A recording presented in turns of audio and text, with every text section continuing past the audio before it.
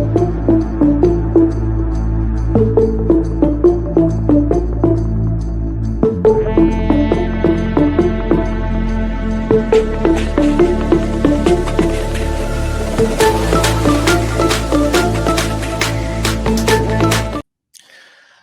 right, welcome all into season 5 of the unofficial WCC Hoops podcast. It's kind of wild that it's already been 5 seasons of doing this, talking WCC Hoops with all of you. And for this season, I'm bringing in Thomas Dunn, who's going to be with me for the run through WCC play as we get into non-conference, conference, and of course the NCAA tournament. Thomas, former sports director over at KSCU at Santa Clara.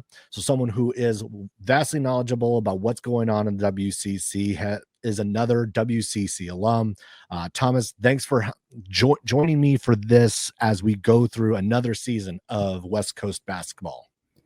Zach, it's a pleasure to be here. 1, and 2, it's an honor to kind of talk about a place that I hold very close to my heart. You mentioned me being a WCC alum from Santa Clara University, and I hope that doesn't turn away some people immediately. But just in general, it's a pleasure to be here. I'm excited to talk about it and excited to see what happens over the course of this calendar year, because it's not always just about what happens on the hardwood. And we're excited to go look at everything from every single angle that we possibly can. Absolutely. And as we get into this episode, we're getting to Summer League. We're starting to see some things happening. But of course, what we saw last week was July 1st rolled around, which means we have a new member in the WCC, and that is Seattle University. And this is one where it was announced last May. We're finally here. This Seattle U team is going to be an interesting look and feel, as they've really had to rebuild their entire roster. They've won 20 games or more in 3 of the last 4 years. Last year was a little bit of a down year, but even some big wins against the UC San Diego. You looked at some of the wins that they picked up. This is a Seattle team that knows what it's doing as far as building a roster. As you start to think about the addition of this squad, what this means for the league, what have been your impressions of when it was announced, but then also just as we're getting into, this is now a new team in the league? So when Seattle was announced, even when I was still at school at Santa Clara, I was like, okay, what do we have here? Because I will admit, I didn't know what I didn't know about the Redhawks at that time. So I was like, okay, let's take a step back and see what the ties are, see what the success rate is. And I take a look at Chris Victor's, proof of concept in his record. I'm like, I can see it. I see the vision for what the office is looking for. I see the vision for what the conference is looking for, especially in terms of how basketball is driving decision-making. So I'm thinking, okay, I understand it. There's a proof of concept there with Seattle. Now, what have they done for me lately? And then also, who do they have coming into this season? And I think I look at the trio: Malik Arrington, John Christophoulos, Braden Maldonado. Those are the 3 guys the 3 main scorers that are coming back. And another piece that intrigues me about this year's team, at the very least, is Brock Felder, transfer from Southern Utah, led the WAC in blocks last year.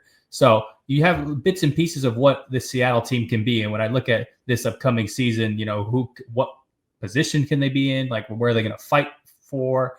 I almost kind of look at the 6th place area in the conference. I'm like, that's the immediate thought that comes to mind. And obviously there's going to be a lot more dust that needs to settle for a lot of these other rosters. And when you look at probably the bulk of the conference, probably at least 8 of the teams, it's a whole new roster. And we're going to have to go through deep diving on every single team, because the identity can be changed from last year to this year. But my immediate thoughts that come to mind are Seattle can be an upper mid-pack team. And I think when you look at Chris Victor and the coach he is and kind of the track record that he has, he can be a plus that can win you games, especially when the going gets tough. Yeah, it's especially talking with him a couple of weeks ago just about this team, about what we should expect from the Seattle team, because not too many WCC programs are familiar with Seattle. Maybe 1 or 2 have actually played them in the last few years, but not too many. This is a team that they really want to have a little bit more of a defensive identity. So maybe a little bit more, not necessarily obviously like St. Mary's, but definitely more that mentality where they're not the up and down run and gun team like a Gonzaga or like an Oregon State or like a Santa Clara. This is a different style of team. And it this is an interesting add to me because it always was. Now, initially, they were paired with Grand Canyon, which I think made that a lot more not to say palatable, but it was a different feel when you knew they were coming with Grand Canyon. Grand Canyon's been to the tournament. We've seen how good that program can be. And once Grand Canyon reneged on that and decided to go to the Mountain West, we have really been looking at it, maybe looking at Seattle differently because they don't bring the same impact. And I'm with you. I think they're kind of in that low middle of the pack where it's like 6, 7, I mean 8. I mean, the middle is going to be tough this year in the WCC. And as we're still going through these rosters, learning about who these teams are, the LMUs, the Washington States, the Santa Claras, like Pacific, I think is going to be in that mix as well. You're going to have a lot of teams right there between, I would say, 4 and 8 who are going to really be it's going to be a dogfight night in, night out. Kind of a lot of what we saw even this past year, where it really just felt like 1 through, I would say, 7, you really had a big fight on your hand, and Seattle just adds one more team to that. You mentioned Brock Felder. One of the interesting pieces is also JoJo Murphy coming over from Chico State. He was the California Collegiate Player of the Year. So this is someone who comes in, can score, was averaging 20 points a game, 4.7 rebounds, 4 assists. He brings a lot, but of course, like now that's at the JC level. Can that translate over to the Division I level? We have seen some successes. We have seen some not so great successes when it comes to being able to make that move and move up to that league. And with Seattle, I mean, this is just a team that there was a little bit of wait and see. They were 8-8 in the WAC last year. It is a brand new roster, and a number of teams in the WCC have brand new rosters. Pepperdine, Portland, Oregon State, Washington State, like all these, Santa Clara, all these teams have almost had this rebuild their entire roster. Thinking about what Seattle is going to be in that mix, it almost feels like, as much as we're going to continue to talk about it, analyze the roster pieces, who they brought in, who left, it's going to be those first few weeks, I feel, in the non-conference are going to be a massive telling sign of what these teams are going to be for the rest of the year. And when you look at Seattle, more than anything, I think the big difference compared to a lot of the other teams, at least from a starting point, is you don't want the bottom to fall out with like new additions, especially when it comes to like your own metrics. And you know how the Commissioner Jackson has really emphasized, like, we need to be a basketball-centric conference because that drives everything else down the line. And I think Seattle is a good addition in that regard, because you're not going to be playing a team that's ranked 320th in KenPom or worse and have 2 of those games on the schedule. I think in addition to that, you look at the media market that is Seattle. So now you have the San Francisco Bay Area, you got Los Angeles, San Diego, SoCal. Now you got the Pacific Northwest with both Portland and Seattle. I think that's a good, like, I guess kind of like a bear hug, if you will, for the WCC to kind of put on the West Coast and be like a West Coast conference, tried and true, fully extended. So I'm excited to see how that kind of plays out over the course of these next few years. We all know that realignment does not sleep at all, but I think it's good to have Seattle in the conference for a myriad of reasons. And when you look at this upcoming season, I think there's no reason to not trust Chris Victor and what he's doing despite that downturn last year. I think once you get to understanding who he is and kind of the ethos of what the Redhawks basketball is, if nothing else, you just give him a chance, and then we kind of just see what happens from there, because you don't want to write them off right now on July 7th, but you also don't want to shoo them in on July 7th. So I think it's intriguing to see where that fork in the road comes. You mentioned the expansion, and that's something that we are going to hear more and more about. Obviously, like something Stu Jackson touched on a little bit in the presser with Seattle U last week. And after this year, Seattle is team number 9, because we lose Gonzaga, you lose Oregon State, you lose Washington State. It brings up the question of what is next. And let's at least listen in a little bit of what Stu Jackson had to say on that topic from that presser just last week. What I can tell you in all seriousness, our presidents are fully engaged in the membership discussions. At the end of the day, it's their decisions. We have some interesting and unique hurdles to overcome in the western region of the United States that perhaps other institutions in the Midwest and the East don't have. To potentially invite institutions, they really need to meet two major criteria and have one or the other or both. And that is, academically, they need to align with the rest of our members. I will tell you quite candidly, we've had interest from a number of institutions that because they didn't align academically, our presidents felt strongly they really weren't for us. And that may be to the detriment, because there's strength obviously in volume, as you can see in other conferences around the country. We're looking for quality. We're a conference that has members that are trying to prepare for at-large bids and not automatic qualification. So that's a criteria. And so, athletic performance is key. We will be selective. Their goal as presidents is to add at least one more member to the conference. They prefer 3 more over time to bring us to 12.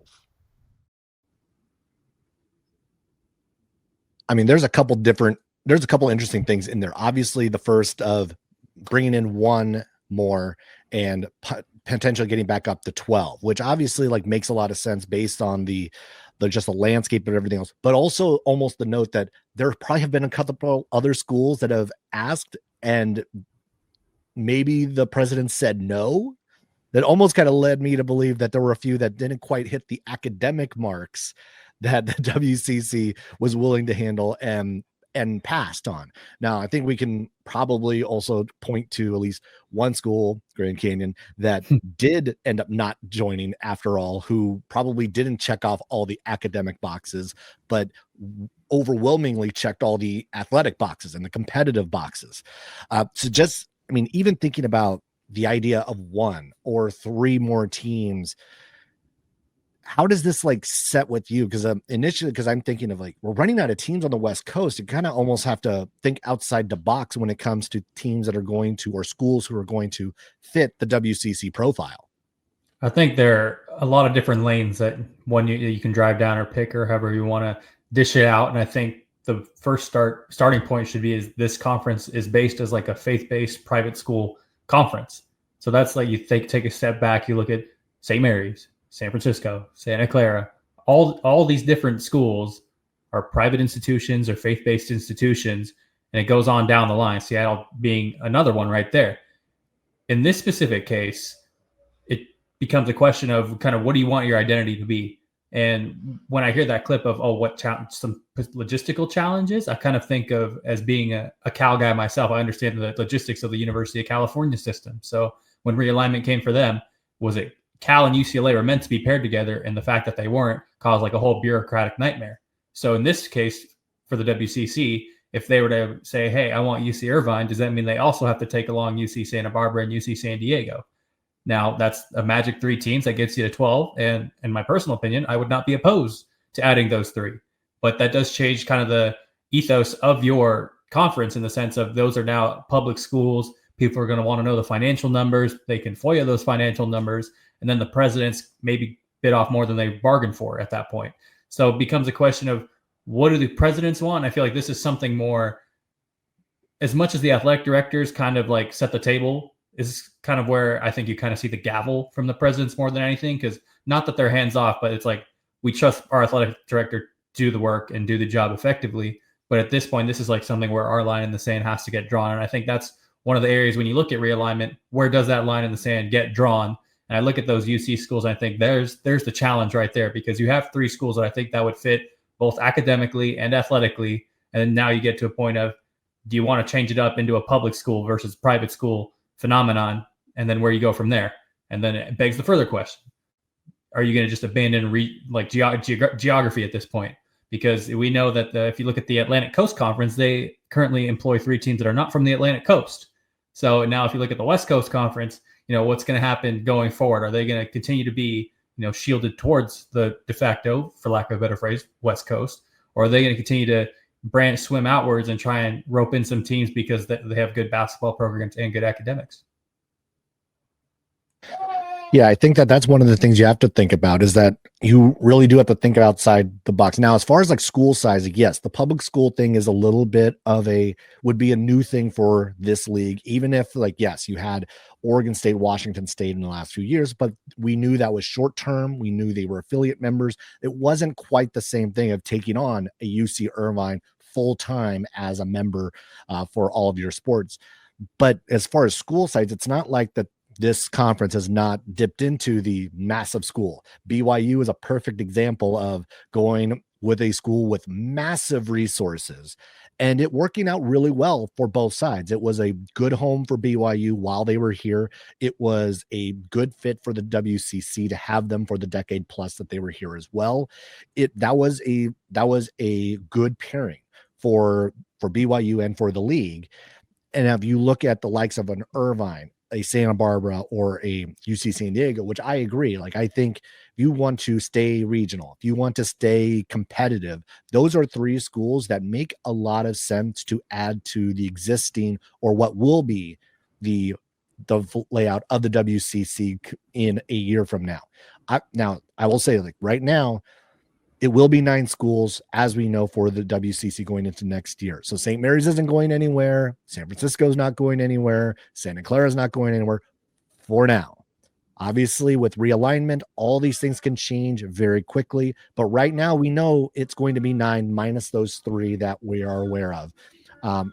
But I almost have to start looking east, looking further east, because there's no way that I think there are enough options out west unless you go the public school route.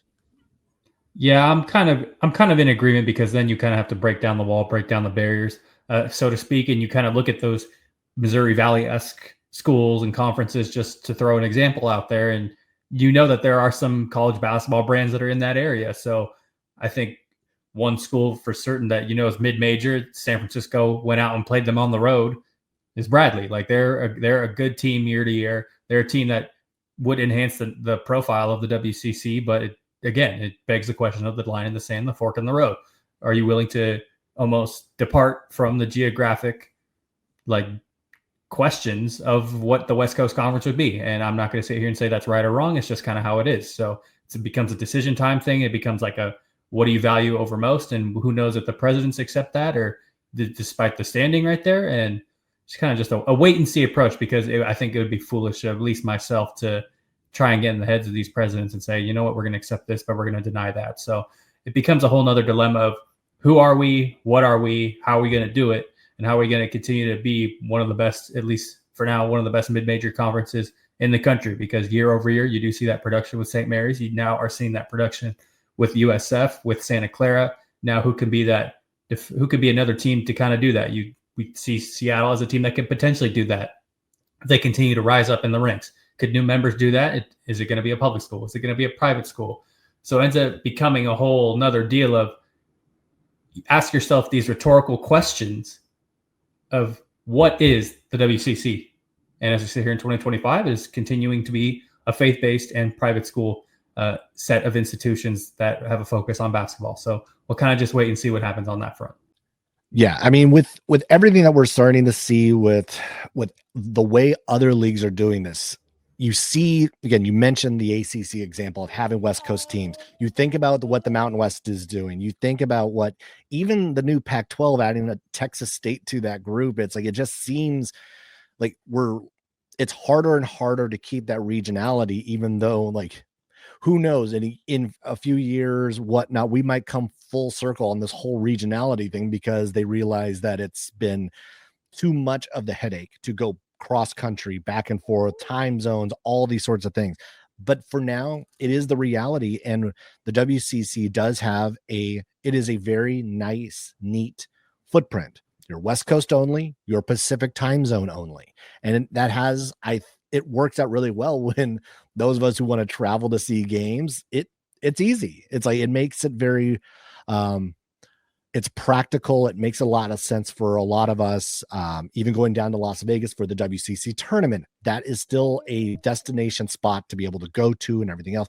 Even though I have had my own comments about being in Vegas every single year, this is still a thing. This is still, looking at the way this league is, you're coming to a point where you have to make a choice on who the league is.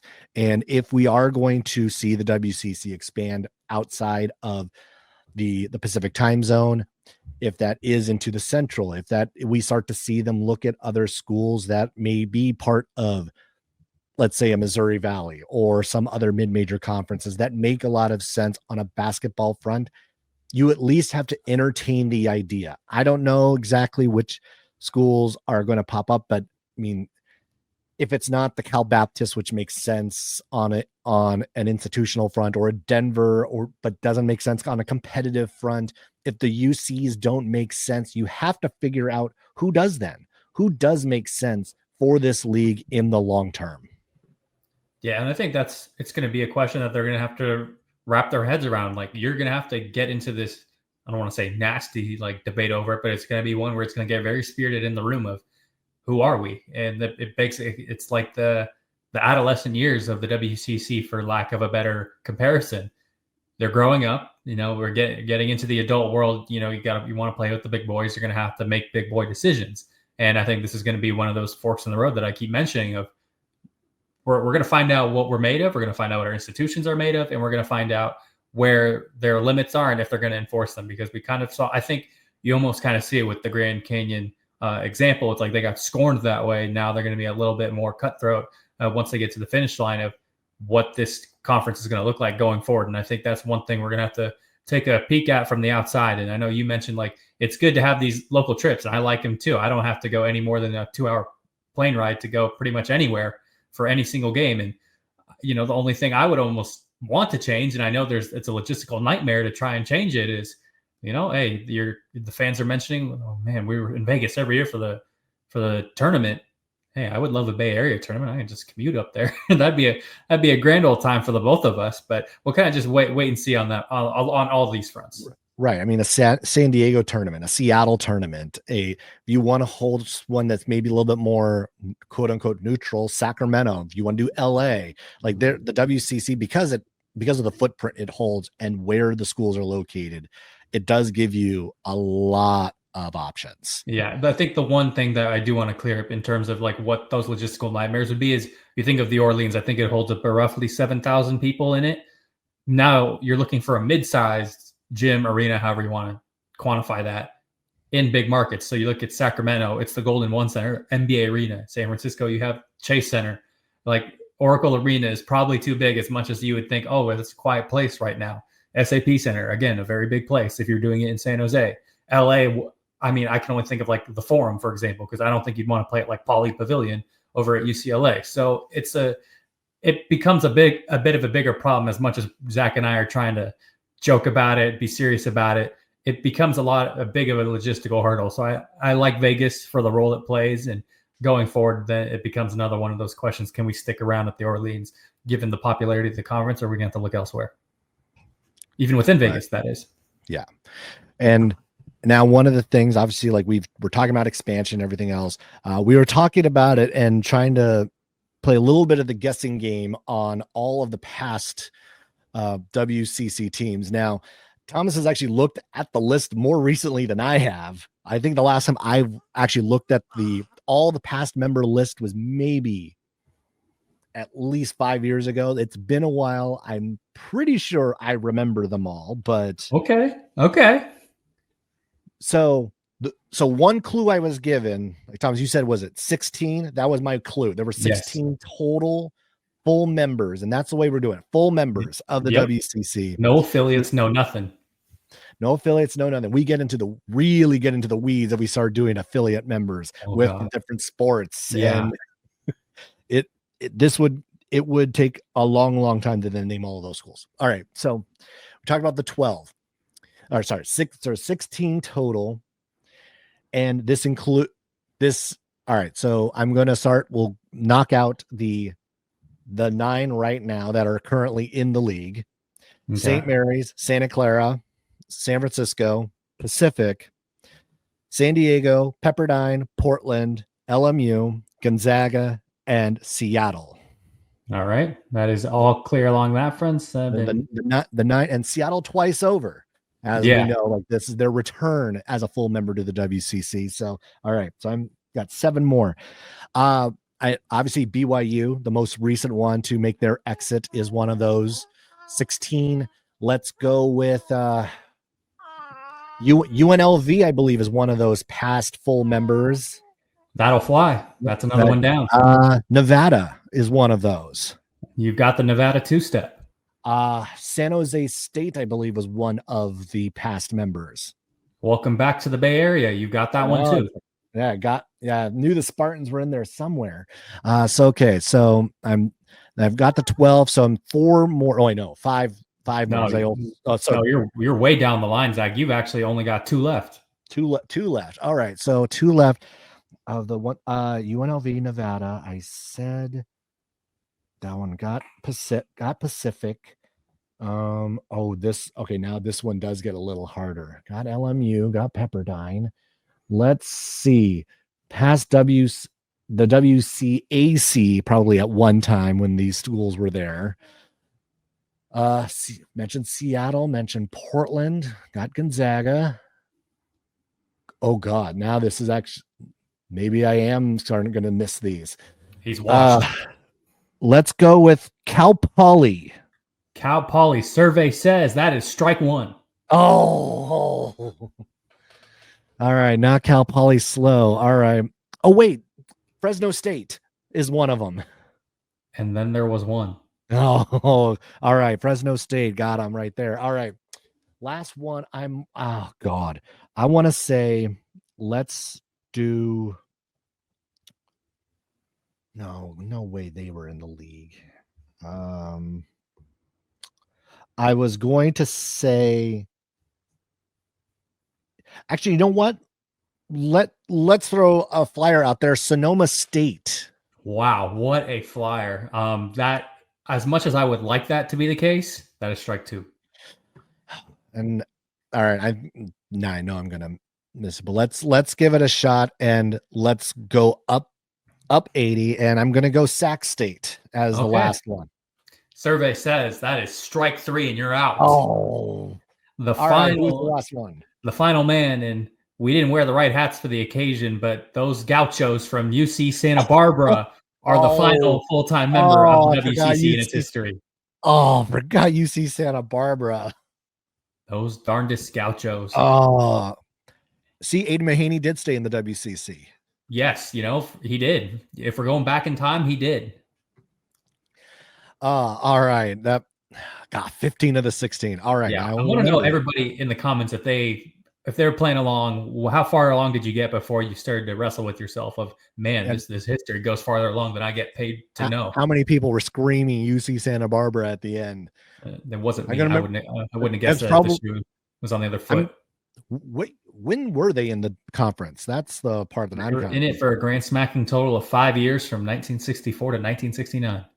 All right. I know that there are definitely some of those alums from the 60s who might actually remember the Gauchos being in the WCC for that short period of time. And we would like to hear from you if that's the case. Absolutely. All right.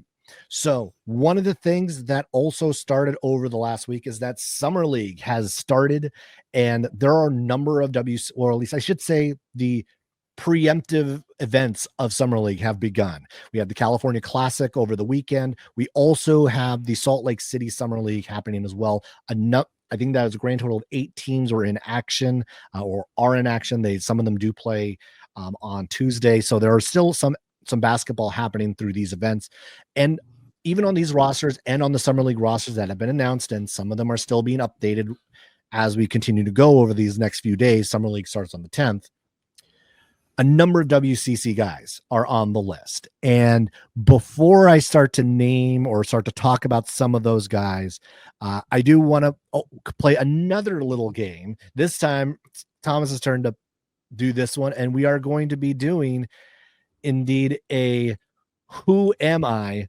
So the rules here are I'm going to give one at a time 4 different clues of a former WCC player who is now playing in Summer League this year.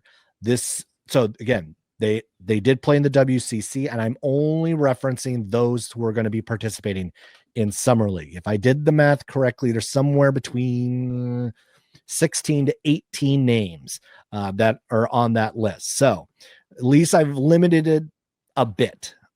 All right, you ready? I may still strike out everybody. I may still strike out. Okay, so here is the first clue. I played for three schools in my collegiate career. 3 schools in my collegiate career. Wow, that's going to force me to go into like the doldrums, and that's not going to help me at all. I mean, it's going to eliminate guys like Ben Gregg, for example. So he's going to be out. It's not going to be Goose. It's not going to be Alex Dukas. Oh God. See, now I'm concerned for the fact that it's going to be like an LMU guy, and I don't know like his history, or it's going to be like I know randomly that Jeremy Jones is thrown in there, but I don't know his history at all, like prior to Gonzaga. So I'm worried that it's going to be along those lines where I know their end points, but I'm not going to know their former points. But I am going to go with that it's in that realm because it's not Logan Johnson, for example. So what? 2 schools. 2, yeah. So okay, so 2 prior school. You said 3 total schools, right? 3 total schools. Okay. God, this is really going to grind my gears. But I will go into that range of it's going to be from someone I don't know, and my first guess is going to be Caleb Stone Carrawell. It is not Caleb Stone Carrawell, but you might be on the right track. All right. So the second clue: in my final collegiate season, I finished second in the WCC in scoring with 18.3 points per game. Okay, so this one I think I've got it dialed in now. Now, I'm going to say my first inclination with this specific player is I thought he only went to 2 schools. And the other school that I have associated him with is actually also a WCC school. And I know he was a flamethrower at his final stop. I'm going to go with Stefan Todorovic for my second guess. That is correct. It's like, indeed, the Pepperdine alum who was second in the WCC in scoring last year. His first stop was SMU. Yeah, I did not know he ended up at USF. Yeah, see that when I heard 3 schools, I'm like, oh God, this is like not going to end well. But then that clue, that my second in this league in scoring, that was the tip me off. Right. The last 2 were going to be despite that performance, they did not make either the all WCC first or second teams. Okay. And that I am originally from Eastern Europe. So those were going to be the last 2 clues to help narrow it down. Hey, lest we forget, and I remember this distinctly, I think it was after their semifinal game, Randy Bennett said, I voted for him in the all-conference team in his post-game press conference. He voluntarily gave that information. Yeah, I mean, Todorovic really had a good year this past year, especially coming out of USF where he really didn't get a lot of playing time, really didn't get an opportunity to get on the court, but clearly did enough in his 1 year at Pepperdine to make a summer league roster with the Sixers. But yeah, mentioned that there are a ton of WCC guys, Alex Dukas, Logan Johnson. You have the slew of Gonzaga guys. Ryan Nembhard is going to be with Dallas. Actually, also Nolan Hickman is going to be with Dallas. So you have a few different guys. You mentioned Jeremy Jones. He's coming in from Gonzaga as well. We got Cedric Howard from Washington State over at Memphis. He hasn't played yet. He's still recovering from his injury. He did take a look at the game log to see. But the big one from there, speaking of some of the successful early ongoing, Jalen Wells, the Washington State alum, he had 20 points in that first game. Obviously, he's someone who played a lot his rookie year. So that's someone you're really going to have to keep an eye on. Part of that Washington State team 2 seasons ago that made the tournament. And his teammate, Isaac Jones, is still with Sacramento. So he's going to be part of their summer league team. But yeah, a lot of guys are coming into this and a lot of opportunity for these WCC guys. And when I think about it, and I always go back to my personal anecdote of I actually got to see that Washington State tournament team play against my Santa Clara Broncos live from Phoenix, Arizona at 10 in the morning. So that was a very thrilling experience. One, because for those of you who are not aware of my background, I did play-by-play student radio when I was at Santa Clara. So in this case, I got to commentate with, well, I would say coffee in hand, but I don't drink coffee. Commentated with my invisible mimosa in hand as the Cougars and Broncos went to toe-to-toe, and I got to see Jalen Wells play in action. But when I kind of take a step back and look at the NBA Summer League as a whole, I don't know that Jalen Wells necessarily has to play. And I know that Memphis at one point was interim head coach, was just named the full-time head coach. I don't know how to pronounce his name, so I'm not going to pretend I know how to do it. But I don't really see the point for Jalen Wells to be playing. It's kind of going to be like that one time, I think, either last year or 2 years ago when Keegan Murray was playing in Summer League for the Sacramento Kings. And it's just like, I mean, what are we really learning I look at him like Jalen Wells already proved himself over the course of an 82-game season. I know he had that rough injury to end it, but he was easily a top 3 rookie. For my money, would have been, had he not gotten hurt, probably would have won the Rookie of the Year. And I think he finished second to Stephon Castle, if I remember the voting correctly. Like, he doesn't need to play. Like, I really don't see a reason for it. Yeah, I mean, it's probably one of those where like he's going to play a few games and then they'll shut him down. Like, you're right. It's like it's probably not one of those scenarios where they need to see him play, but maybe depending on who their early matchups are, depending on who Memphis is playing. Like, if say they're playing Dallas and it's like obviously the Cooper Flag team, and that's maybe something you want to see early on. But I mean, this Memphis team is in such flux right now.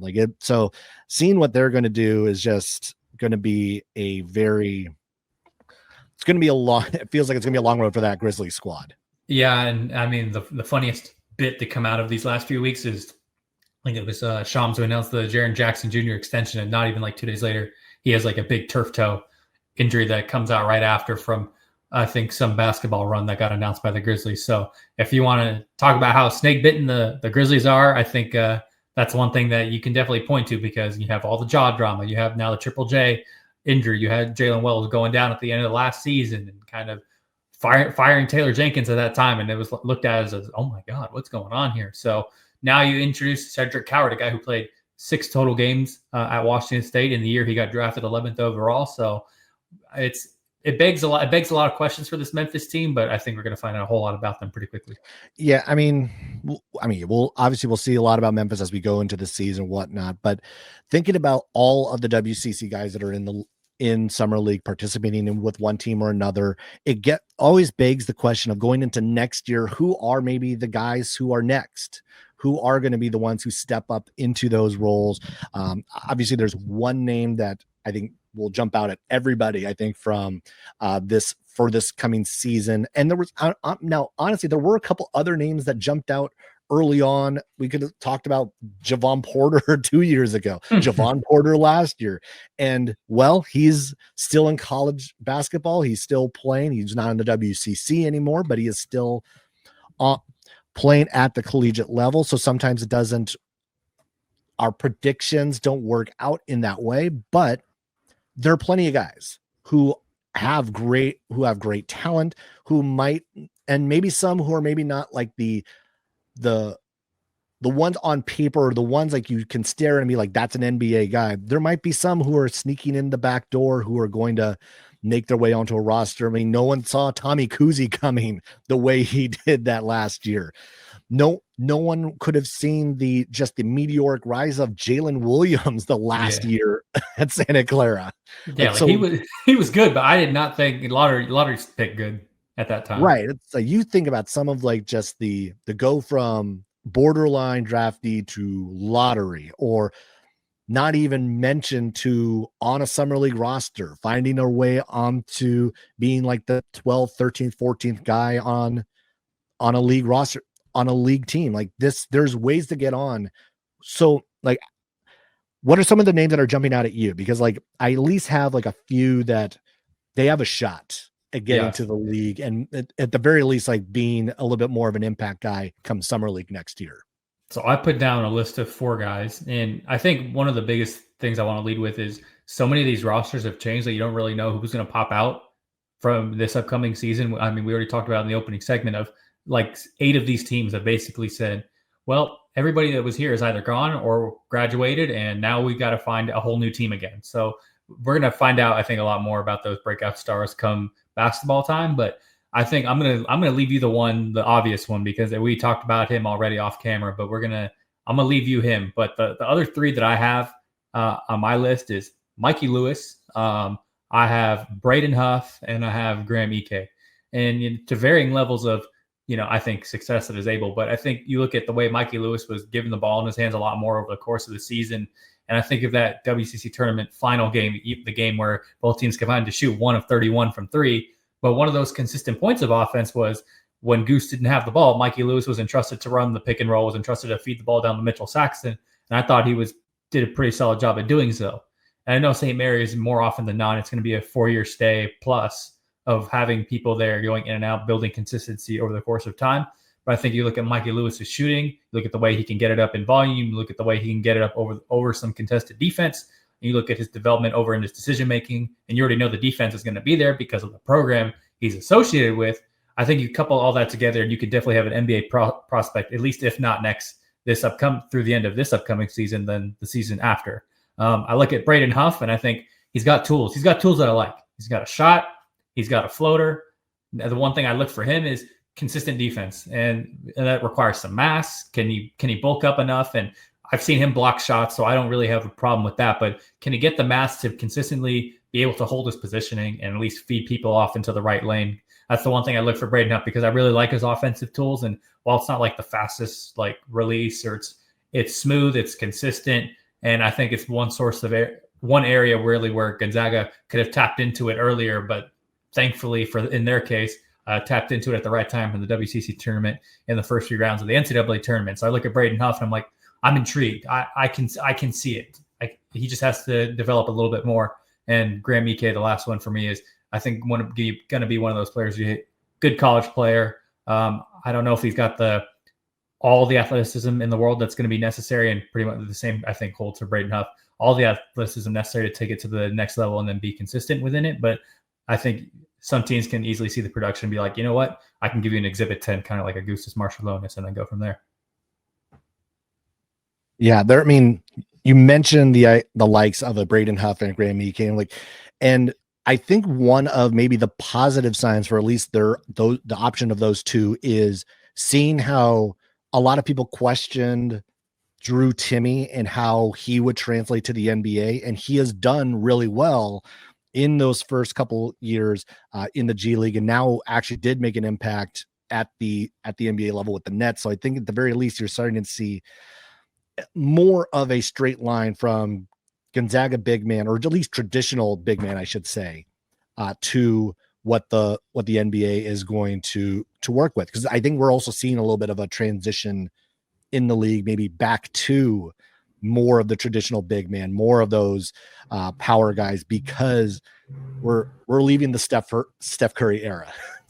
As his career is starting to wind down, the formula isn't the same anymore. And I think that's big part of what we're seeing right now from these teams, is what they're looking at. Now, a couple of the guys like you mentioned, Graham Ike, he was kind of one on my list. Now, the other Gonzaga player that's on my list you did not mention is Tyon Grant Foster. And this is someone who, watching him when he was playing for Grand Canyon, as he just torched St. Mary's in the WCC and the NCAA tournament. And when he's right, he has all the tools. He has the shot, he has the body, he has the quickness. Grant Foster is going to be one of those guys that is going to be a problem as we get deeper and deeper into WCC play, and also someone who's going to be an impact guy, I think, at the very least at the G League level, with all the tools available to do something at the NBA level. But the other one that's going to stand out is Tyrone Riley. And we know that this is someone, we saw a lot of the potential. He has the length, he has the size. He was an impact player as a freshman for a USF team that was in the hunt for a potential tournament berth all year long. And this summer, he got the opportunity to play with Team USA, with the U19 team. He made the first cut for that squad. This is someone who is now starting to get more attention from the right people. And the fact that this is a guy who stayed at USF after getting some big time offers, including the defending national champions in Florida, and he has stayed put at USF. This is it's huge for USF that he's going to be back for this season at all. But for Riley himself, like this, it really does feel like we could see an early exit to the NBA. If Riley has a big jump this year, I think you could very easily see him just say, I'm going to go to the league right now. Obviously, some of that will depend on maybe what some of his NIL offers end up looking like a year from now, what the potential NBA draft slot he's going to be in, if he's in a drafty position at all. Obviously, he could end up just being a non-drafted roster invite, that sort of thing, an exhibit 10, a two-way. There are a lot of different options for Riley, but the skills are all there. And that's one, like, you're going to be watching him all year long to kind of watch his development to see how he's going to transition from a college player into what I think is going to be a future NBA player. Yeah, and I think the big thing is he's going to have the ball in his hand a lot more. No Malik Thomas, no Marcus Williams right now. And Zach, I'm liking what you're putting down. Yeah, one more I will throw out there. I think it's more back burner than anything else. I am still high on Elijah Mahi. I think like he is the playmaker that Santa Clara just has not utilized all that much over the last few years. He has good size. He has good quickness. I think he is the guy who tries to do a lot of the little things that maybe you don't necessarily get from other guys on the roster. He's going to do some of the dirty work. He can be the primary scorer if you need him to be. He can be a ball handler. He can do a little bit of everything. And I think NBA teams like that level of versatility, like the willingness to be that guy on their team. And so Mahi for me is maybe one, obviously going to be a little bit more back burner as far as like the potential for getting on an NBA roster, but he is definitely one that's sticking out to me. Yeah, I mean, I like Elijah Mahi's game. I think the one thing is he's very versatile, can be a 3-level scorer. I think the one thing I really want to see him, and it's a very, very specific thing that I like, is finishing at the rim. That's the one thing I really want to see him continue to develop on and continue to find a way to have that shot be consistent, because at certain times you're putting it all together, you're getting the process correct, you're getting to the bucket, and either get into the three-point line, get into the bucket, and then you just got to finish it. So that's the one thing I really want to see him do, work on his finishing. And I think you really got something there, as you mentioned. Take that next step, find a way to be the alpha dog on this Santa Clara team, because that role is open, and it's something that he can take forward and go seize it. All right. Well, that'll wrap it up for this episode of the unofficial WCC Hoops podcast. Be sure to subscribe on YouTube, Spotify, and wherever you listen to your podcasts. Follow along on social media at unofficial WCC pod, at Post by Zach, at Thomas Dunn 24. It's like we're into season 5. July has come. We are in the new athletic year, so we are going to be hitting this hard as we go into WCC play. A lot of previews to get to, a lot of content to get to, but we're off and running. Thanks a lot for watching, everybody, and we will catch you later.